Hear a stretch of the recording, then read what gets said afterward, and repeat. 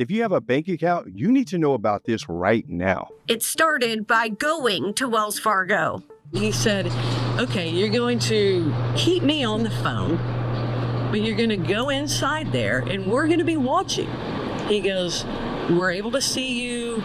We've got somebody that'll be in there and you're going to try and get $15,000 out of your checking account. And I'm thinking, I know I don't have $15,000 in my checking account.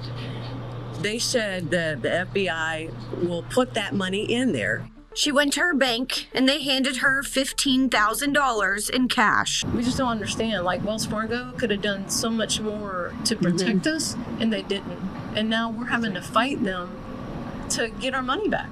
The Better Business Bureau says these scams are becoming more advanced. All right, so I know you have plenty of questions, so let's get back to what really happened. Because the truth about this mysterious money is something nobody saw coming. You know, I didn't see it coming. When I first saw this video clip in the news, I didn't think this was real. I was literally like, no way. He said, okay, well, now what I need you to do is take the money. He goes, we work with, FBI works with Chase Bank, and you're going to take it to Chase, and you're going to deposit it. The next day, another $10,000. How does a person end up withdrawing thousands of dollars because a stranger told them the FBI needed their help? Now, look, I understand we all want to feel important. We want to feel some level of significance. But here's what made this one different. It wasn't that this lady was careless. She did what you and I would do. A message that looked like it came from her bank asking if she made a purchase at Walmart. So Jody Philpott did what she thought was smart, called the number on the back of her Wells Fargo card. No issues were reported. But about 15 minutes later, her phone rang from the same number. Then things took a turn, but it still doesn't make any sense at first glance. The guy immediately says his name, and he's a senior supervisor with Wells Fargo Online Fraud Department. He knew my everything, my driver's license, my social security number, date of birth, all of that. Then things escalated quickly. She was told her identity had been stolen. Someone was using her ID at a Wells Fargo branch. She was asked to help the FBI catch the criminals, even receiving this message about transactions made on her account and what she needed to do next. She was told to take $15,000 out of her bank account in cash. But here's the major problem. She didn't have $15,000 in her checking account. And that's when my ears perked up. So my question was like, where did the money even come from if she didn't have $15,000 to withdraw in the first place? And that's the mystery that even had investigators scratching their head. Now, when you find out where this money came from, some of y'all are going to have a lot of questions. I know I did. By the way, if you have questions right now about this, let me know in the chat. Because I can imagine that what these scammers did was so confusing and complex to this lady. You know, I spend a lot of time showing you how confusion costs people money, and nowhere is that more true than Medicare. When my own family tried to navigate it, we were buried in mailers, phone calls, and fine print. It's confusing on purpose, and that's why I trust Chapter. They're independent, and their only job is to help you find the plan that actually fits you. Their licensed advisors compare over 24,000 plans nationwide. They check your doctors, your prescriptions, and coverage, and most people save real money. Julia from Kansas saved about $400 a year. On average, seniors save over $1,100 per year. And the best part? It's free.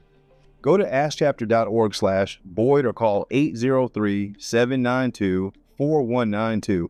Talk to a real human who treats you like family, because when it comes to Medicare, confusion shouldn't cost you everything. So the scammer literally told her to stay on the line, keep quiet, and follow the instructions. Then came the big request. Withdraw $15,000 to help trace the suspect's funds. Keep in mind, we know that she doesn't have that kind of cash in her checking account, but somehow when she actually gets to the bank to withdraw the money, it's magically there.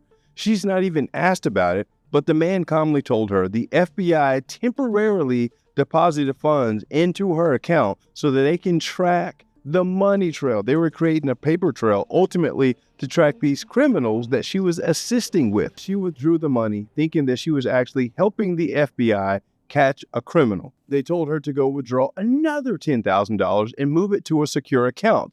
Now, this other secure account, they had her drive to a Chase bank to deposit this money in this account that was monitored by the FBI. And by this time, she's emotionally locked in and she's terrified that she will be arrested if she disobeys the orders because they told her since she was helping the FBI, she couldn't tell anybody about this, she could not disclose it, or she could get in trouble. They warned her not to even tell the bank teller about why she was withdrawing the cash. They said this is a classified investigation, and if anyone asks, just say it's for personal reasons. So they literally have her lying to the bank, and that lying to the bank is how most people never get their money back after they've been scammed because they are sealing their own fate at that time. And so she did exactly that.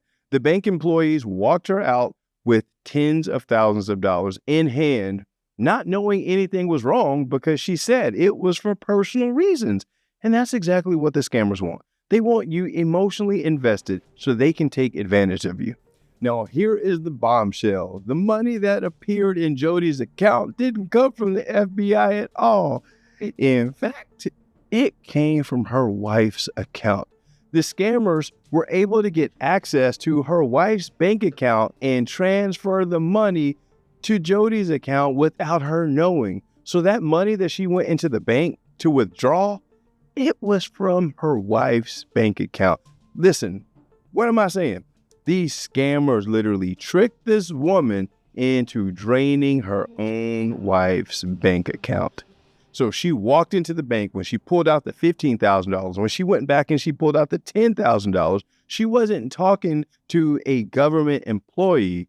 She was talking to a scammer that ultimately ended up draining her family's savings. We don't know the specifics about it, but they were able to somehow get access to her wife's bank account and make these transfers without them knowing. Now, here's the problem. By the time the couple realized what had happened, the cash was already gone. And you would think this case would be cut and dry because clearly she went and deposited this money into a Chase account, but they were not able to find out who owned the account or get the money from it. And it's probably because they use a money mule. Now, I've talked about this on my channel before.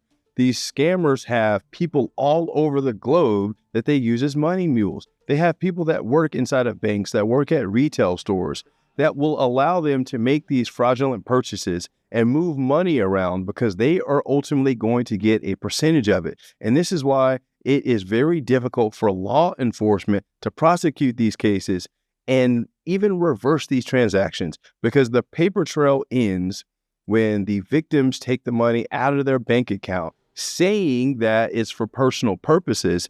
So I'm saying all that to say these are not these lonely hackers in a basement on a computer with a hoodie on that you see on Hollywood. These are teams of people reading scripts that are earning bonuses on successful withdrawals. They are planning and executing these scams around the world to steal money from people like you. As a matter of fact, these are organized businesses.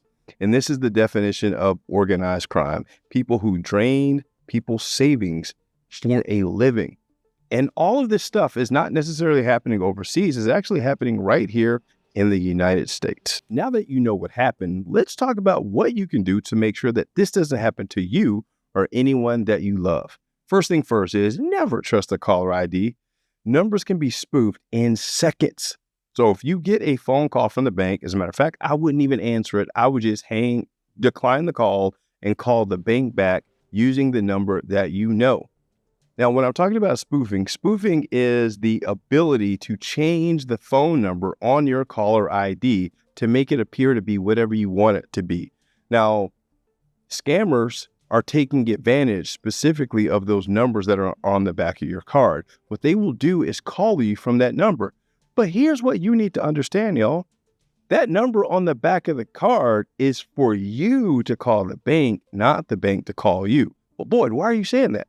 Because when the bank calls you, the caller ID does not show that number from the back of the card, y'all. Please, I hope that makes sense. I hope it makes sense.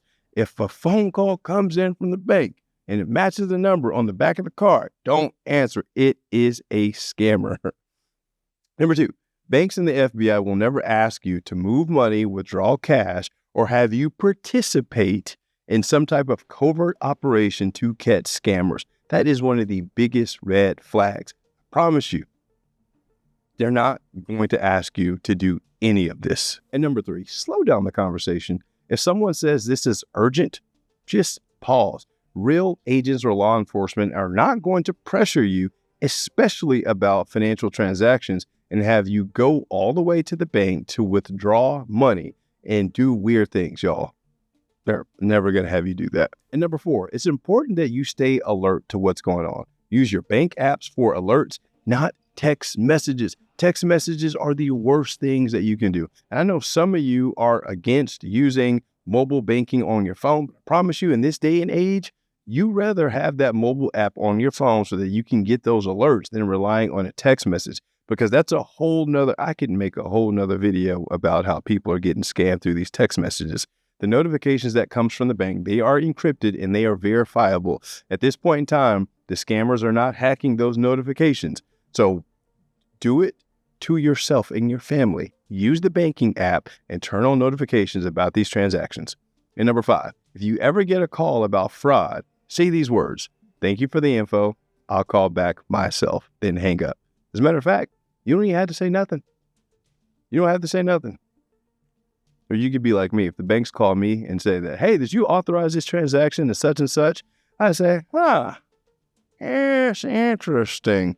And I'm specifically changing my voice like that because these days scammers will actually record your voice so that they can create an AI twin of you, an AI clone, and use that for other nefarious purposes. Now, I'm not saying any of this to terrify you or to scare you. I just need you to understand what is going on in the world right now. It is a dangerous place. Number 6, talk about it. Scammers count on embarrassment and silence. Share these stories with your friends and your families, especially older relatives. If you are on the phone with a banking representative or someone claiming to be law enforcement and they tell you to keep quiet, you need to get loud. That is a scam tactic one-on-one. The reason why they are telling you to be quiet is they don't want anyone to interrupt the scam. Oftentimes people find out after the fact when the victims have had their bank accounts wiped out, and then they tell their friends and families about it after, instead of just telling them on the front end. When you hear stories like this, it makes you realize that these criminals aren't just stealing dollars. They are out here manipulating people, and it's having you question everything. And that's not really a place to live. Jody thought she was doing the right thing. She thought she was helping the FBI.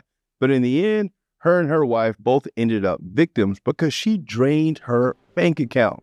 If you've ever received a text message or a call about a fraud alert, drop a comment and share what was said to you. Your story might stop someone else from falling for it. And if you want to see exactly how these scammers pull this off step by step, check out this video right here, because these scammers actually tried to hit me with this text message scam to try to get my bank account information. I caught them red-handed. So I want you to learn from me so it doesn't happen to you. See you on the next video. Peace.